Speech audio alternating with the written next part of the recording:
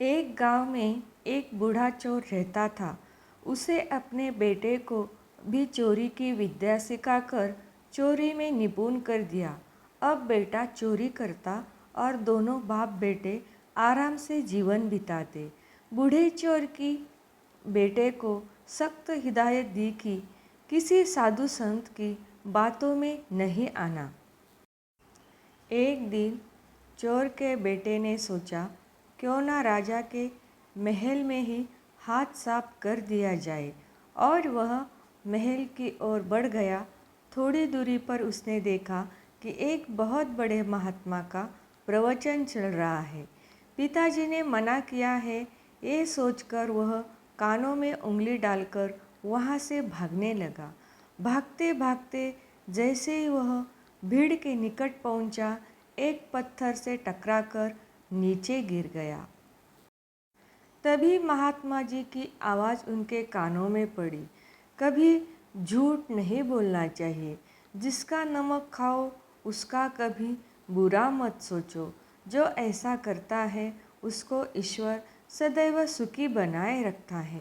वह तुरंत उठा और चोरी करने राजा के महल की ओर चल पड़ा। राजमहल पहुंचकर जैसे ही चोर ने द्वार को पार करना चाहा, तुरंत दरबार ने पूछा, अरे कौन हो तुम? इतना सुनते ही चोर को महात्मा का उपदेश याद आया। झूठ नहीं बोलना चाहिए। चोर ने उत्तर दिया, मैं चोर हूँ। अच्छा जाओ। उसने सोचा, राजमहल का नौकर मजाक कर रहा है। सच बोलकर चोर को राजमहल में प्रवेश मिल गया। चोर एक कमरे में घुसा। वहाँ उसने ढेर सारा पैसा तथा जेवर देखा। उसने एक थैले में सब धन भर लिया और दूसरे कमरे में घुस गया। वहाँ अनेक प्रकार का भोजन रखा था। वह खाना खाने लगा। खाना खाने के बाद वह थैला उठाकर चलने लगा कि तभी फिर महात्मा का उपदेश आया, जिसका नमक खाओ उसका बुरा मत सोचो। उसने सोचा, खाने में नमक भी था, अंततः मुझे राजा का बुरा नहीं सोचना चाहिए। इतना सोचकर वह वापस चल पड़ा। पहरेदार ने पूछा, क्या हुआ, चोरी क्यों नहीं की? चोर ने कहा, जिसका नमक खाओ उसके यहाँ चोरी नहीं करते, इसलिए सारा धन रसोई घर में छोड़ आया। तभी रसोई की आवाज़ आई, चोर पकड़ो पकड़ो। तो दरबार ने चोर को दबोच लिया और राजा के सामने पेश किया।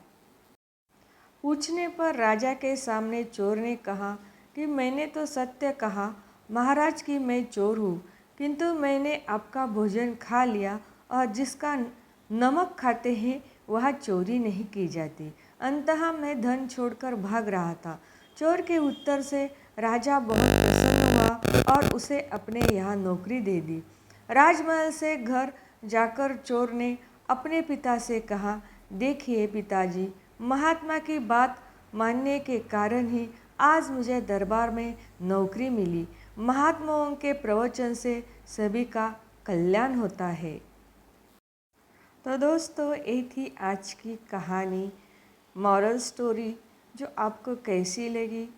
अच्छी लगी तो लाइक कर दीजिए, चैनल को सब्सक्राइब कर दीजिए, क्योंकि मैं आपके लिए ऐसी सुंदर सुंदर कथाएं लेके आऊँगी। धन्यवाद।